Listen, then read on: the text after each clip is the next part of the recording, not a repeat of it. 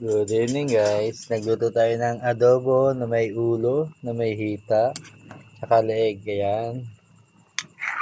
Kaya na, medyo madilim. Ayan oh. Oh, ayan ang ulo oh.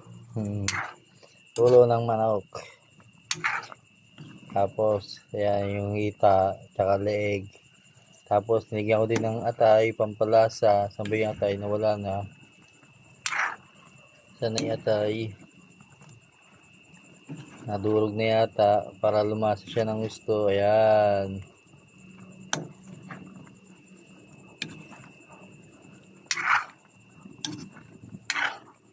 Simpleng adobo lang. Nilagyan natin ng laurel, tsaka paminta, tsaka bawang. Ayan. Hintayin natin matuyo. Nilagyan natin siya ng konting asukal para merong konting tamis na malat. Ayan. Dito na lang.